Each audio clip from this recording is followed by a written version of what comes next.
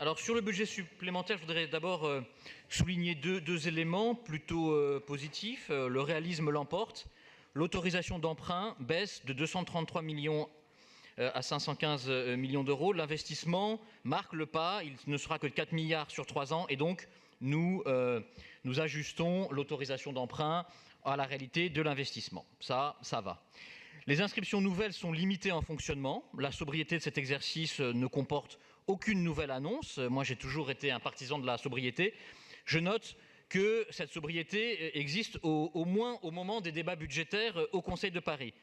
En dehors des séances du Conseil de Paris, notamment consacrées au budget, il y a parfois quand même quelques annonces et il m'est avis que cela risque de continuer. Deux éléments sont plus contestables, me semble-t-il. Le résultat à reprendre est considérable, 447 millions, conséquence de l'excédent qui est tiré du compte administratif dont nous avons parlé, et notamment de l'insatisfaisant pilotage de la fin de gestion, ayant conduit à gonfler inutilement la trésorerie de la collectivité en novembre. Enfin, l'ouverture de nouvelles autorisations de programme interpelle, alors que la trajectoire de l'investissement semble marquer le coup, comme le montrent les tableaux de bord en première commission et le compte administratif. Là aussi, inscrire des autorisations de programme quand elles ne sont pas nécessaires ressemble à des annonces avant les échéances municipales. Sur la contractualisation, soulignons le changement radical intervenu avec la première loi de finances du quinquennat du nouveau président, avec la fin de la baisse des dotations aux collectivités et la mise en œuvre d'une nouvelle méthode fondée sur la confiance et sur la responsabilisation. Le taux d'évolution des dépenses retenues dans la contractualisation, une norme de 1,14 %, apparaît tout à fait atteignable au regard des résultats des années passées, 0,5 en 2015, 0,4 en 2016 et 0,7 en 2017. Il est exigeant de reproduire ces performances, mais l'effort doit être poursuivi et amplifié. En matière de capacité de désendettement, la cible est de 12 ans. Elle implique de piloter le recours à l'emprunt au plus près des besoins découlant de la trajectoire des investissements. Là aussi, la cible semble accessible. On nous annonçait le pire, la cure d'austérité, la rigueur insupportable, et loin de ce catastrophisme annoncé, la ville a signé. Je m'en réjouis pour les Parisiens, c'est une bonne nouvelle, mais j'ai envie de dire tout ça pour ça. Et Madame la maire, je ne partage pas ce que vous avez dit de ce point de vue-là. Non, le contrat n'accentue pas la contrainte par rapport à des baisses brutales de dotation unilatérale, il l'allège. Et je sens l'exécutif gêné aux entournures. La signature est un peu honteuse, accompagnée d'un vœu qui critique tout le mécanisme. Alors, soit le contrat est inacceptable, et dans ce cas-là, il ne faut pas le signer, soit il est acceptable, et pourquoi se cacher derrière un vœu de l'exécutif qui est en contradiction complète avec le fait même de signer. Le « en même temps », en quelque sorte, prospère, ça je pourrais m'en réjouir. Je crois que le « en même temps » se diffuse.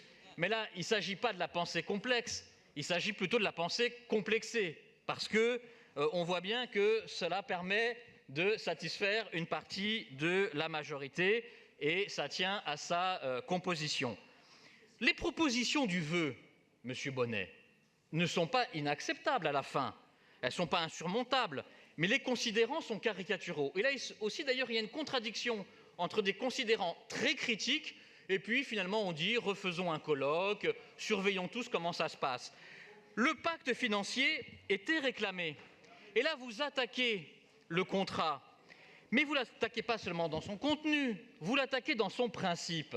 Or, si vous reprenez la citation que j'avais formulée, je parlais bien de baisse de dotation. C'est la baisse de dotation qui mettait en péril l'autonomie financière des collectivités locales, et pas du tout un processus de contractualisation que les associations d'élus réclamaient depuis longtemps. C'était justement ce qu'on avait dit, en particulier dans ce colloque, réclamer un pacte avec l'État. Et là, nous signons un pacte, nous n'avons plus des baisses brutales de dotation. Ça fait une sacrée différence. D'autant que la discussion a été fructueuse. Cela a été dit d'ailleurs par plusieurs d'entre nous. La péréquation est exclue du périmètre. La procédure de loyer capitalisé y a été intégrée. Les critères spécifiques ont été validés, et notamment sur des particularités liées à Paris, qui est aussi un département, etc. Donc, pour notre part, nous voterons le contrat, mais nous le voterons sans fausse pudeur, nous le voterons sans forme d'hypocrisie, parce que ce contrat permet la maîtrise raisonnable des finances de la ville. Ce contrat, il rompt avec une baisse brutale et quantitative des dotations. Ce contrat, il correspond à des objectifs que nous avons su respecter dans le passé en faisant moins de 1,14% de progression des dépenses, en faisant moins que 12 ans pour se désendetter.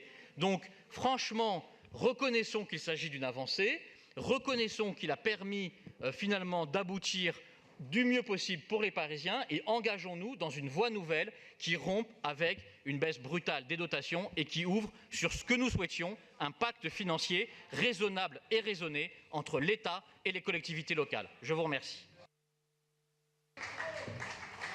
Merci beaucoup.